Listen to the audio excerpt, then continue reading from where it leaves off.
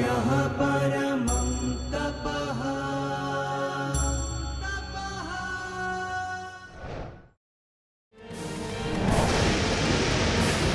स्वाध्याय टीवी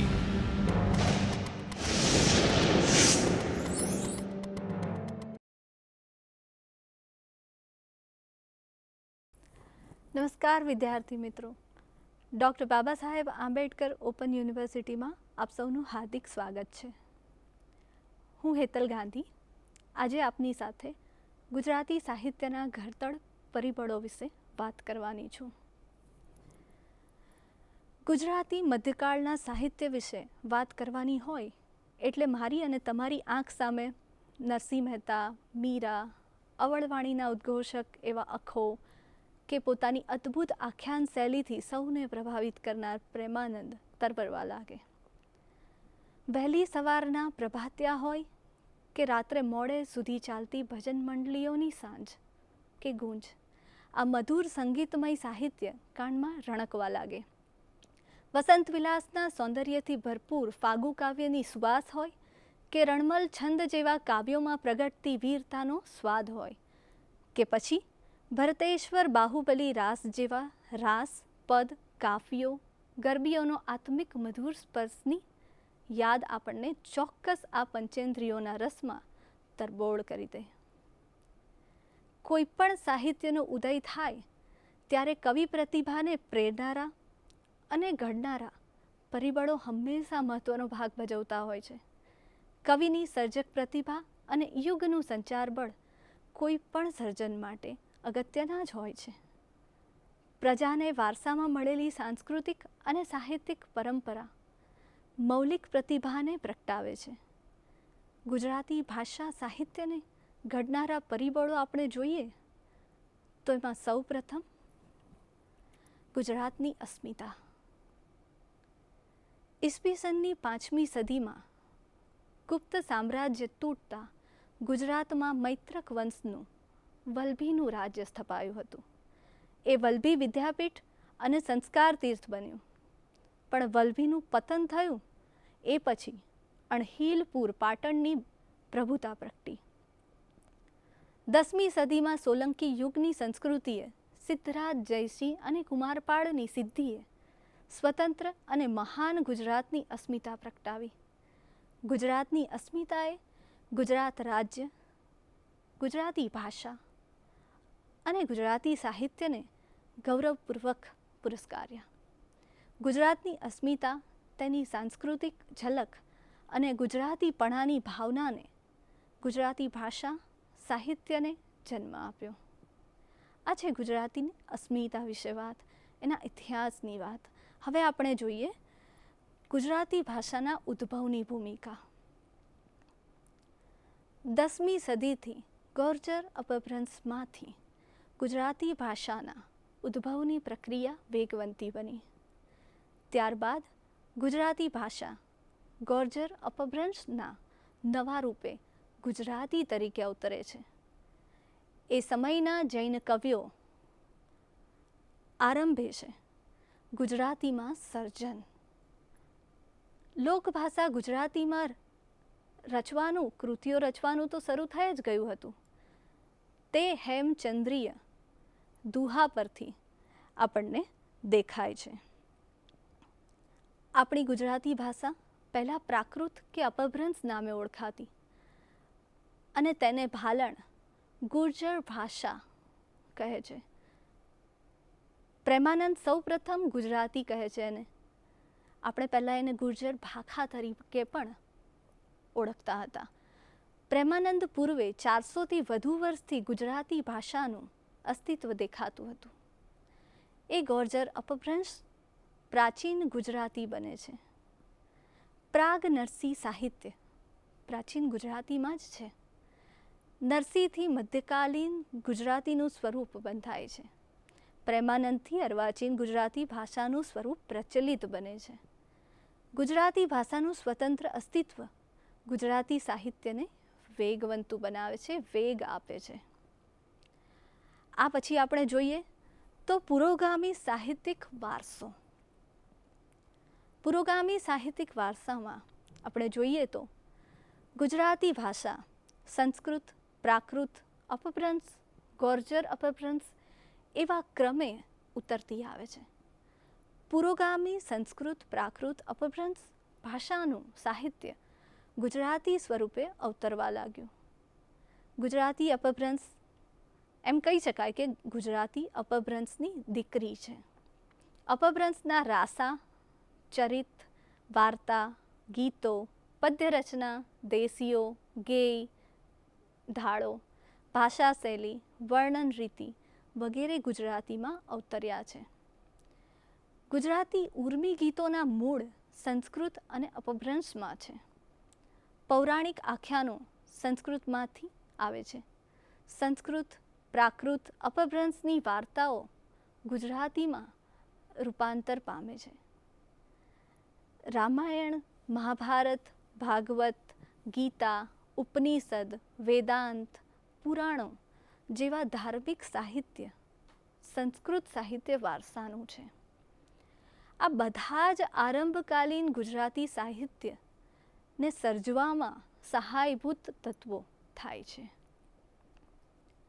આ ઉપરાંત ગુજરાતી સાહિત્યને ઘડનારા બીજા પરિબળોમાં આપણે જોઈએ તો ધર્મ અને ધર્મગ્રંથોનો પ્રભાવ. મિત્રો, જાણો છો, ગુજરાતી સાહિત્યના ઉદય અને વિકાસમાં એ સમયના ધર્મો અને સંપ્રદાયો તથા ધર્મગ્રંથોએ સારો ફાળો આપ્યો છે. હું એમ કહું, સારો નહીં પણ ઘણો ફાળો આપ્યો છે. કુમારપાળના સમયમાં કાલિકાલ સર્વજ્ઞ હેમચંદ્રાચાર્યે જૈન ધર્મનો પ્રભાવ ખૂબ વિસ્તાર્યો. એ જૈન ધર્મના કવિઓએ નરસિંહ પૂર્વેનું 200 વર્ષનું મબલક સાહિત્ય સર્જ્યું છે.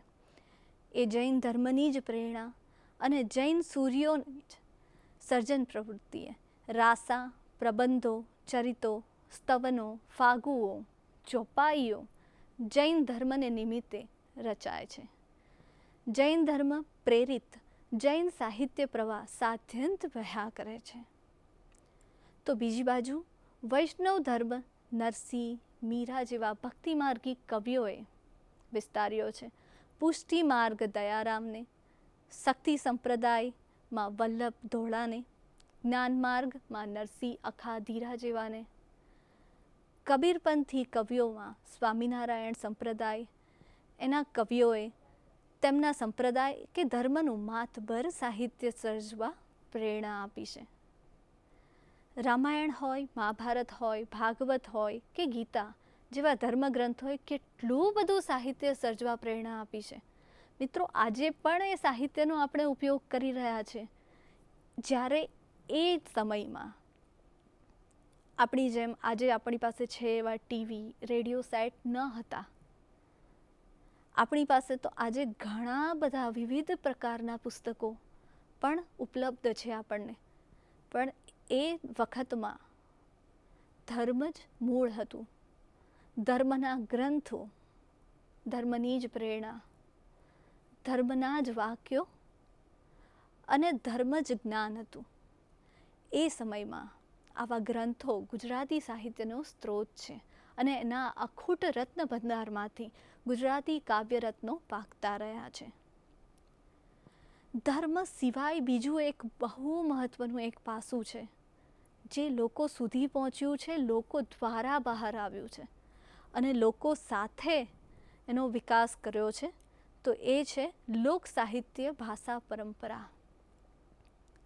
કલા સાહિત્ય પૂર્વે લોક સાહિત્ય હોય, લોકભાષા ગુજરાતી, શિષ્ટ સાહિત્ય ભાષા બને ત્યારે ગુજરાતીનું લોક સાહિત્ય પ્રેરણા અને પરિબળ બને છે. સિદ્ધ હેમના દુહા જે ગુજરાતીનું પહેલું સાહિત્ય છે, આપણે એવું કહીએ છીએ, તે લોક સાહિત્યના જ દુહા છે. અસાહિતની હંસાવલી લોકકથા અને તેની ભવાઈ પણ લોકનાટ્ય, લોક સાહિત્યમાં લોકગીત, કથાગીતો અને લોકકથાઓનો ભવ્ય ભંડાર છે. તે સર્જાતા સાહિત્યને કામ તો લાગે જ છે, સાથે લોકોમાં જનજાગૃતિ, લોકોમાં ધર્મ અને જ્ઞાનનો બહોળો ફેલાવો કરવામાં પણ ઉપયોગી બને છે. એ જમાનામાં આપણી જેમ અહીંયા હતી એવી શાળાઓ નહોતી, કોલેજો નહોતી, તો એ જમાનામાં પ્રજાને શિક્ષિત કરવા માટે આ સાહિત્યને પ્રજા સુધી ગેય ધાડો દ્વારા, પદ્ય દ્વારા કે પછી ગદ્યના માધ્યમ દ્વારા પહોંચાડતી વખતે આ લોક સાહિત્ય જ કામ લાગતું. કોઈ સૂચના આપવી હોય અથવા તો કોઈક આપણે નથી ઘણીવાર જોતા રૂઢિપ્રયોગ હોય, કહેવત હોય, આપણે એના દ્વારા બોધ આપીએ છીએ. મને એક અનુભવ થયો, મારે એ અનુભવ બીજાને કહેવો છે, પણ જ્યારે આપણે સીધી વાક્ય રચનાની ભાષામાં એનો ઉપયોગ કરીએ ને તો ઘણીવાર સામેવાળાને ગળે ઉતરતી નથી, પણ આપણે એને પદ્યમાં અથવા તો કોઈક સર્જનાત્મક સાહિત્યમાં ઢાળી દઈએ, એનો જ એ આકાર બને અને એટલો સરસ સુગમ હોય કે જલ્દીથી ફટ દઈને યાદ રહી જાય.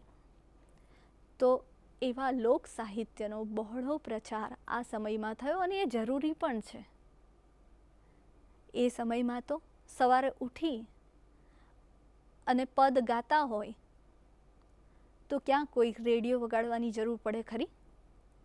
સુરીલા કંઠમાં સવારે મહિલાઓ ઉઠી હોય અને પ્રભાતિયા ગાતા ગાતા વ્યક્તિઓ જતા હોય અને તાલે તાલ મેળવતી ત્યાં પ્રજા ચાલતી હોય, પોતાનું કામ નિત્ય કામ કરતી હોય, તો કેટલું સરસ એક વાતાવરણ સર્જાય.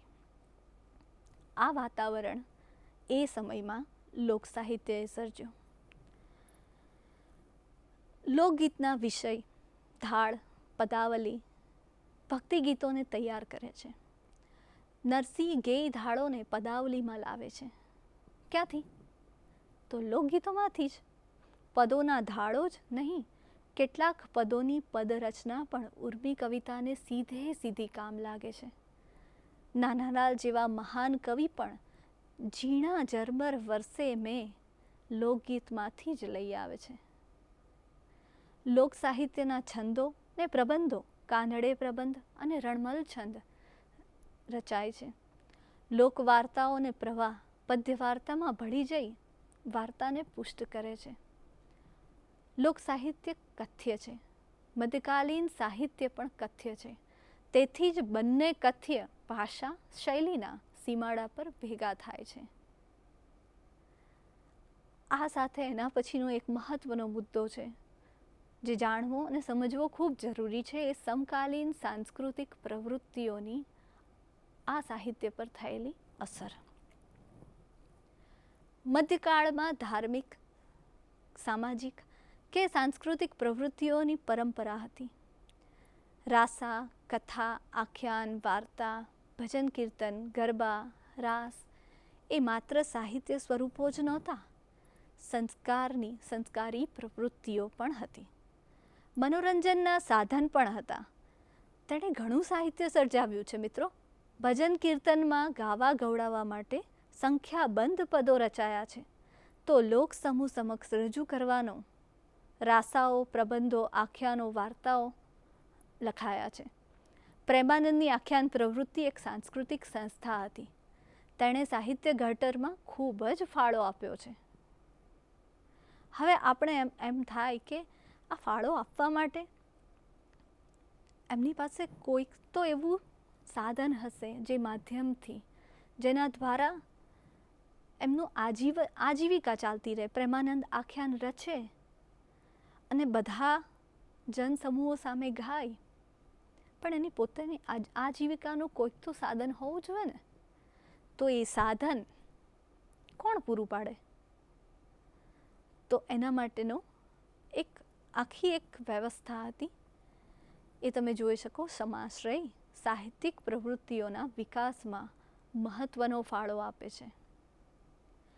આ પ્રવૃત્તિઓ સાહિત્યિક પ્રતિભાઓને રાજા, પ્રજા અને ધર્મના સમાશ્રયથી પાંગરવામાં મદદરૂપ થાય છે. હેમચંદ્રાચાર્યને કુમારપાળે સમાશ્રયને બહુમાન આપ્યા. તેથી તેમનું જૈન મુનિઓએ, જૈન ધર્મ સંસ્થાઓએ આશ્રય આપી મબલખ સાહિત્ય સર્જાવ્યું. અસાઈ ઠાકરને એની નાતે જાકારો આપી દીધો, તો પટેલોએ યજમાન ધર્મ બજાવ્યો. તો જ આપણી સમક્ષ અસાયતની ભવાઈને હંસાવલી આપણને મળ્યા છે. સામળને રખીદાસે પોતાની ડેલીએ રાખીને વાર્તા સાહિત્ય માટે પ્રોત્સાહન આપ્યું હતું. પ્રેમાનંદે પણ દેસાઈ મહેતા શંકરદાસની આજ્ઞાથી અને ઉદરભરણ અર્થે આખ્યાનો રચ્યા છે. લોકો કે ભાવકોનો ભાવ સર્જકોને સારું બળ પૂરું પાડે છે.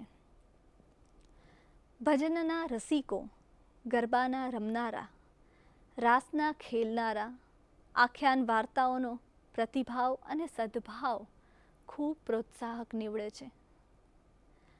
આ પ્રોત્સાહનને કારણે જ પોતાના આજીવિકાના સાધન સાથે આટલું સુંદર રીતે મધ્યકાળનું સાહિત્ય આજે આપણી સમક્ષ ખૂબ જ સુંદર રીતે, જેટલું સચવાયું છે એટલું, પણ ઉદાત્ત સાહિત્ય રજૂ થયું છે.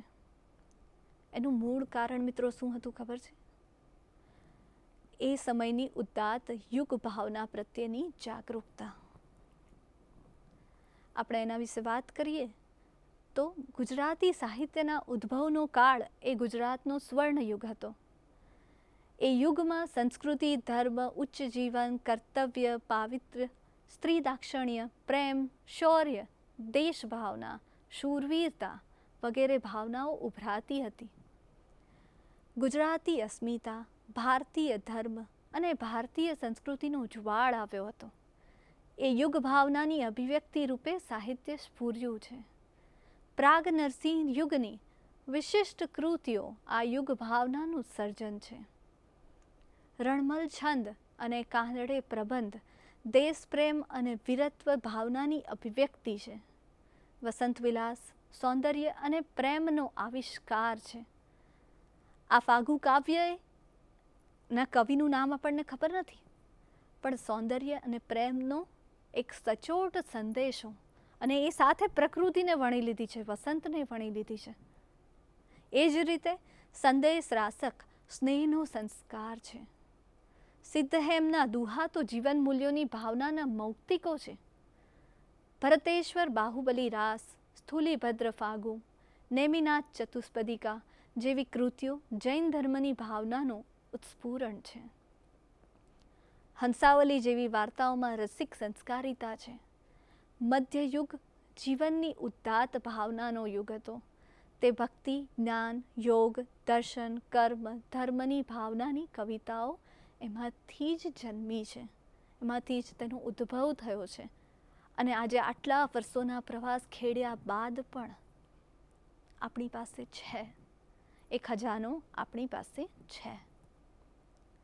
આ સાહિત્ય મધ્યકાળનું જે રચાયું એમાં એક બીજો મુદ્દો નોંધવો રહ્યો, જે છે મુસ્લિમ શાસન અને ઇસ્લામિક સંસ્કાર. મધ્યકાલીન સાહિત્યનો ઉદય સોલંકી યુગમાં થયો, પણ ઈસવીસનની 1300ની આસપાસ વિદેશી અને વિધર્મીઓનું મુસ્લિમ શાસન આવ્યું. તે છેક ઈસવીસન 1750 સુધી ચાલ્યું. 400થી વધુ વર્ષના મુસ્લિમ શાસન દરમિયાન જ મોટા ભાગનું મધ્યકાલીન ગુજરાતી સાહિત્ય સર્જાયું છે. મુસ્લિમ આક્રમણોનો સામનો રાજપૂતો કરી શક્યા નહીં, અથવા તો એમ કહી શકાય કે થોડા પાછા પડ્યા. સોમનાથનું પતન થયું. કાનડે પ્રબંધમાં વર્ણવેલી કરુણતા સર્જાઈ ગઈ. આથી હિન્દુ ધર્મ સંસ્કૃતિના અસ્તિત્વ જતન માટે જ પ્રવૃત્તિઓ શરૂ થઈ ગઈ. તેમાંની એક તે ધાર્મિક સાહિત્ય સર્જનની. ધર્મે શક્તિ દ્વારા ભક્તિ સાથે બંનેનો સુમેળ કર્યો. રાસા, ભજન, આખ્યાન બધું રચાયું. મુસ્લિમ પ્રતિકારની એવી રણમલ છંદ અને કાનડે પ્રબંધ જેવી કૃતિઓ પણ ઉદ્ભવી. હિન્દુ ધર્મ સંપ્રદાયોનું સાહિત્ય મુસ્લિમ પ્રતિકારની આડપેદાશ કહી શકાય. પરંતુ મિત્રો, એક વાત આમાં ખૂબ જ ઉલ્લેખનીય છે કે આગળ જતાં સમન્વય ભાવના જાગી છે. ઇસ્લામ દર્શન અને જ્ઞાન માર્ગ નિકટ આવ્યા. જાત પાત પૂછે નહીં કોઈ, હરિ કો ભજે સો હરિ કા હોય. એવી અભેદ સમન્વય ભાવના, સંભાવની ભાવના જાગી. કબીરે આડો આંક વાળી દીધો. કબીરની બાઈમાંથી સંખ્યાબંધ માનવતાવાદી કવિઓ નીકળ્યા, કવિતાઓ નીકળી. જ્ઞાન ભક્તિ માર્ગમાં આત્મા જ જોવાયો તે નહીં. કેટલાક સૂફી સંતો અને હિન્દુ સંતો પ્રેમ ભક્તિમાં સમાન હતા. ઇસ્લામનો નિર્ગુણ નિરાકાર મૂર્તિ વિરોધ વગેરે નિરાકારવાદી નિર્ગુણ પંથને અનુરૂપ લાગ્યા. હિન્દુ મુસ્લિમ એકતાના આ કબીરપંથી, નાનકપંથી, પિરાણાપંથી સંપ્રદાય, સ્વામિનારાયણ સંપ્રદાય વગેરે પણ ઢગલા બંધ સાહિત્ય સર્જાવ્યું. મુસ્લિમ આક્રમણે હિન્દુ ધર્મના વિશાળ સાહિત્ય વારસાને પ્રજા સમક્ષ ધરી દેવાનો ઉત્સાહ વધારી મૂક્યો. એથી જે સાહિત્ય સર્જાયું તેવું જ સમન્વય ભાવનાથી પણ સર્જાયું. અને આ આખા સાહિત્ય સર્જનમાં પછી ન જાત રહી, ન ભાત રહી, ન પાત રહી. જે રહ્યું એ સંગ્રહાયું ગુજરાતી ભાષાના સાહિત્યમાં. જે રહ્યું એ સંગ્રહાયું લોકોના મન મસ્તિષ્કમાં. જે અહીંયા આપણને આજે જોવા મળે છે એ બધું સંગ્રહાયું આપણા સાહિત્ય વારસામાં.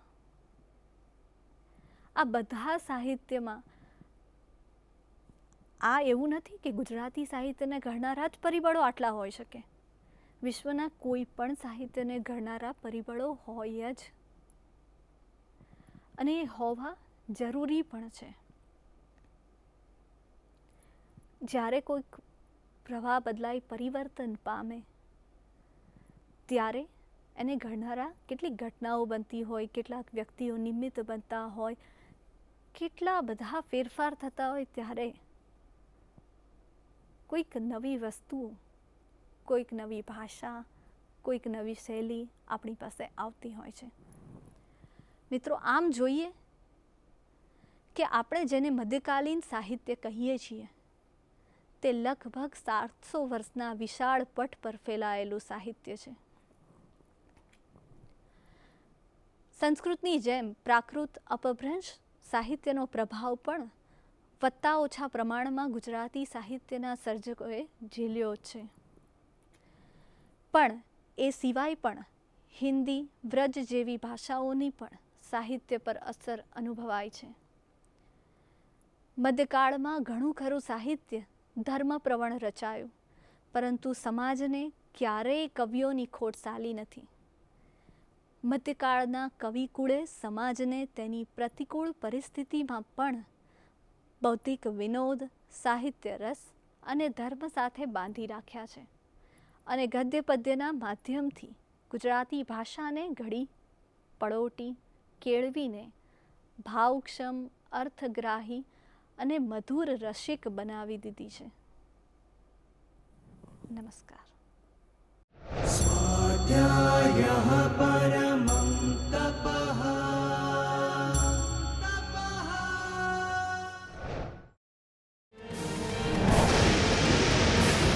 સ્વાધ્યાય ટીવી